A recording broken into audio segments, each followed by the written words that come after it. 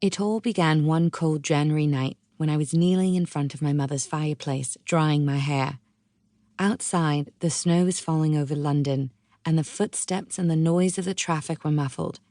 But inside my mother's pink bedroom, with the velvet curtains closed and the lamps casting down rosy light, we were very warm and cozy. I was enjoying myself, for it was one of those very rare evenings when my mother was at home and seemed to have nothing to do except be with me. This was so unusual that at first we had not quite known what to say to each other.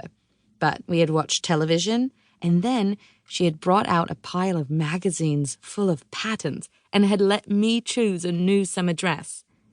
After that, she had washed my hair and dried it, while I watched in the long mirror and ate chocolates. It should have been a lovely evening. Mrs. Moody, the housekeeper, had a day off and had gone home to Golders Green, and the flat somehow seemed brighter without her.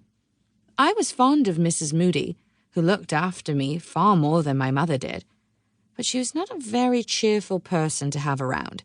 She disapproved of Mummy because she went to so many parties and stayed out late at night and got up late in the morning. Mrs. Moody, in her young days, went to bed at 10 and got up at 6, and no nonsense.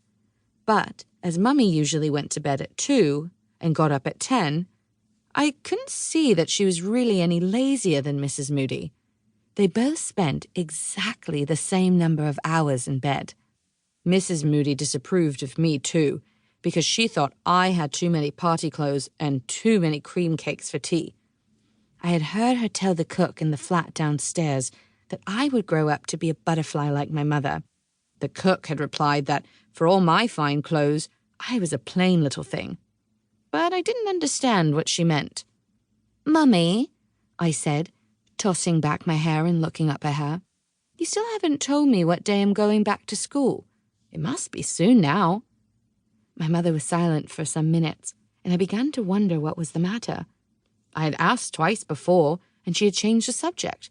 "When, Mummy?" I repeated impatiently.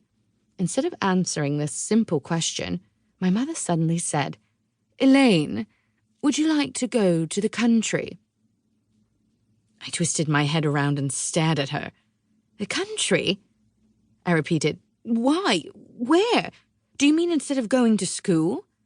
"Well, no," replied my mother. "Not exactly.